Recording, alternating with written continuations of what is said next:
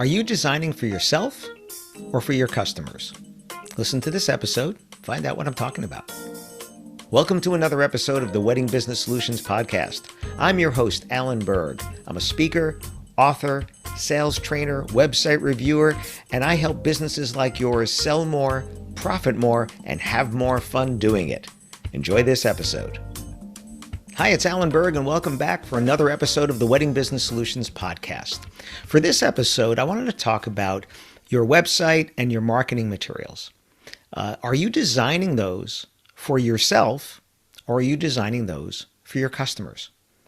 Very often I'll look at websites. I'll see somebody online who'll post, hey, my new website's up. What do you think? And they're posting it in a group of similar businesses. So in a photography group for a photographer or a video or DJ, whatever, they're posting it to their peers. And the challenge there is that in most cases, their peers are not their target market. Their peers are people just like them. And if you're going after weddings and you're in your, you're in your late 30s or in your mid 40s, just say, that's not your target customer if your target customer is in their 20s and 30s.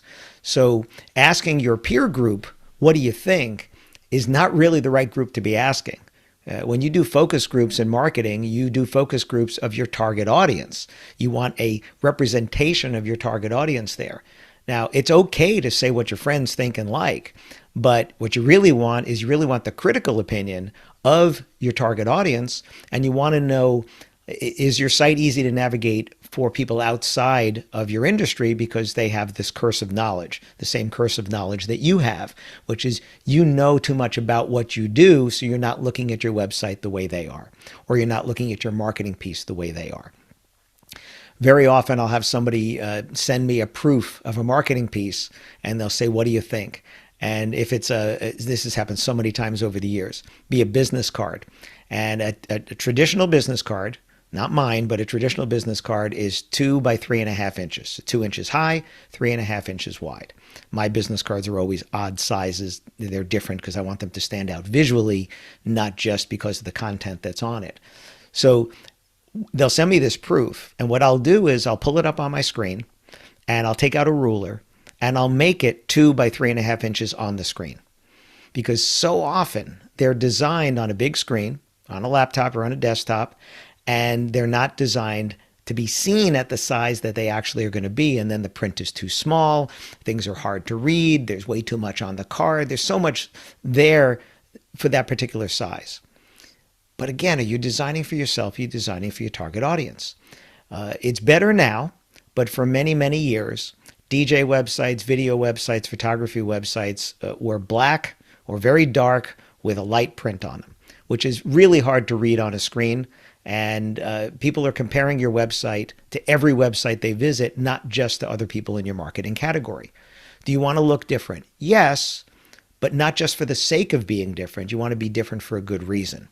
If you look at the websites that people are visiting, matter of fact, you can Google the 10 most popular websites out there. You can guess who they are. They're going to be Google and Facebook and Amazon and Reddit and things like that. In our industry, in the wedding and event industry, it's going to be The Knot and Wedding Wire, right? It's going to be these.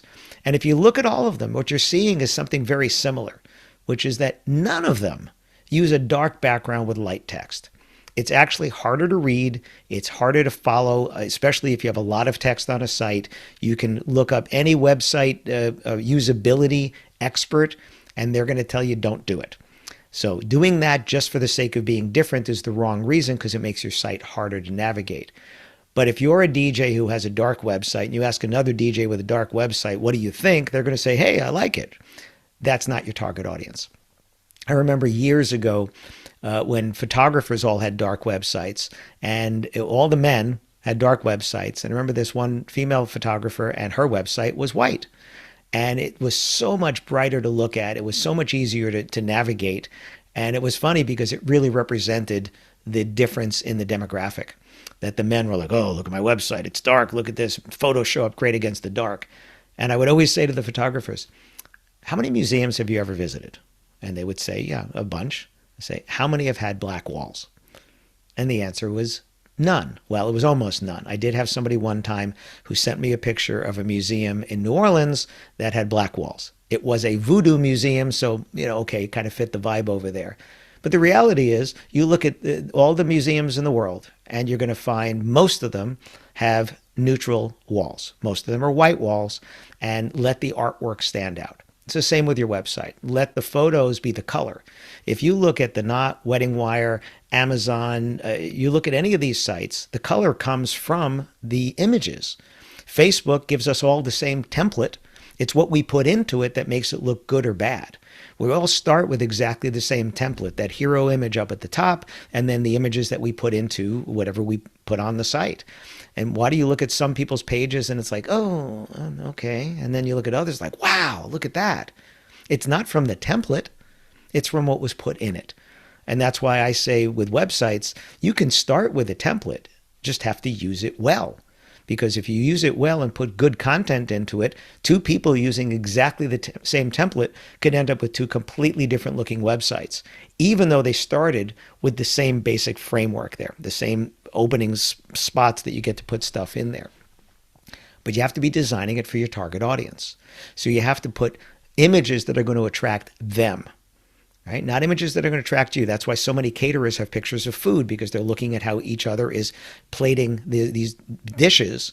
And, oh, look at that. Look how they plated that. Look how they set that table. Look, whatever. Well, that's caterers with your eyes. Your curse of knowledge, you're looking at that, as opposed to the customer who's coming, who is ordering catering because they're bringing people together.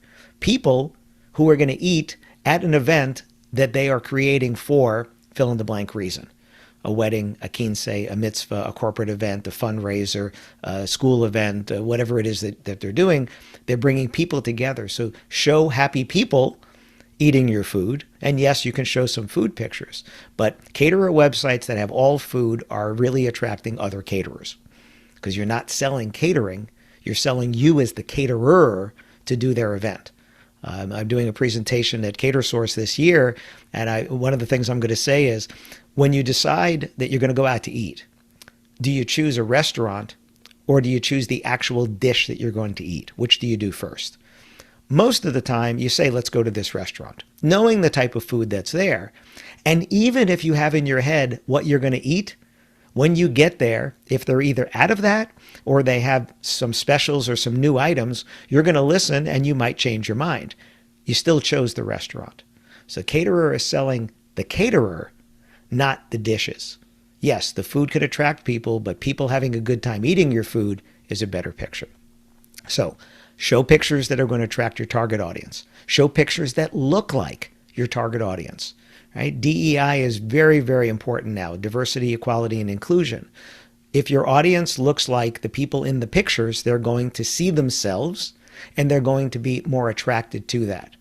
If you notice on TV commercials, not that long ago, you didn't see mixed race couples, or you didn't see same-sex couples, and you didn't see same-sex couples with children. Now, if you're paying attention, you're seeing the same thing you see when you look around you in the real world.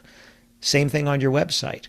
Show people that look like the people you're actually doing business with, because, well, they should be the actual pictures of people you're doing business with, them and their guests, and what do they look like. And different parts of the country and different target audiences, they're going to look different. Show people that look like the people you're trying to attract. Talk to them about the results that they want.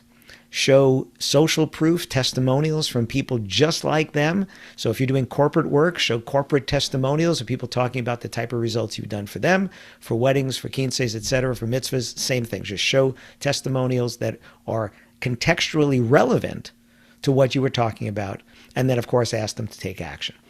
With your marketing pieces, and this is brochures, postcards, menus, price lists, any marketing piece you have, anything you can hand to a customer, are you designing it for them or for you?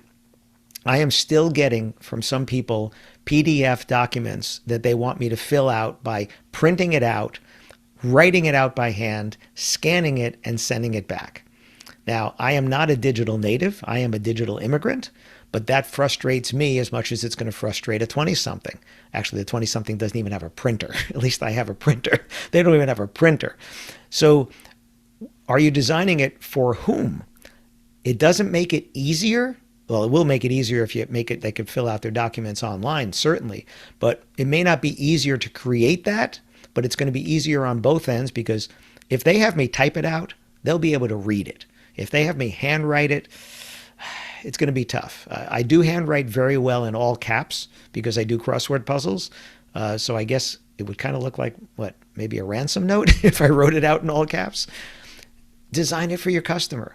Design that marketing piece, not only for your customer, but on the technology that your customer is going to be using to look at it. I'm not a big fan of PDF documents anymore because so many people are reading on their mobile devices.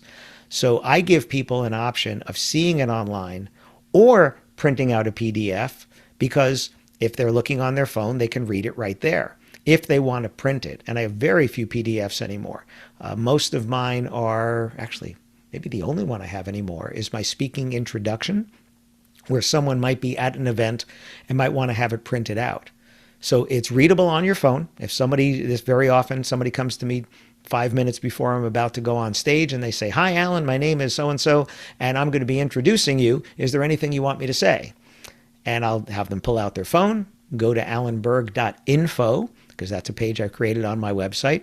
And the first thing you're going to see there is my speaking introduction. I say, hey, take this, go over there, read through this 3 times out loud, and then get on stage and read it. It's all ready for them. Now, if they had prepared, there's a link at the bottom of that that says, if you would like to print this in an easy to read font, click here, and it says PDF.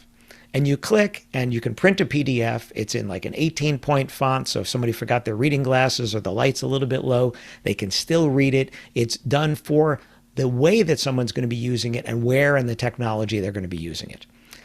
Creating it for the user, not for me. Easier for me to just leave it on the website and leave it alone. Or just create the PDF and leave the PDF, and so what if they can't read it on their phone? It's not going to help me and it's not going to help them. Design it for the customer. So, is your website designed for you and your friends, or is it designed for your target audience? Are your marketing pieces designed for you and your friends, or are they designed for your target audience? Think about that the next time you take a look at your website. Look at it on your mobile, right? Not just on your desktop or laptop. Look at it, but really go through and try to click on the different pages, and then look around to the most popular websites and see if it's, remember Sesame Street? One of these things is not like the others. Yours should not be the thing that's not like the others. It should feel consistent with the websites that they're visiting, but it should feel like you in terms of the content, in terms of the social proof, in terms of the images and the text, in terms of the calls to action. So are you designing for you, or are you designing for your customer? Take a hard look, and also do this with some friends. Take a look at theirs and see if you can give some feedback to each other about how maybe you could improve the user experience for the real end user, which is not you. Thanks for listening. Thanks for listening to this episode of the Wedding Business Solutions Podcast. If you liked it, please subscribe to this channel and post a review on your chosen platform, Apple Podcasts or whichever one. If you have any questions about anything in this episode or any of my episodes, email me directly at alan@weddingbusinesssolutions.com or visit my website, alanberg.com, alanberg.com. If you have any suggestions for future topics or guests that you'd like to see, please again, email me or visit my website. Thanks for listening.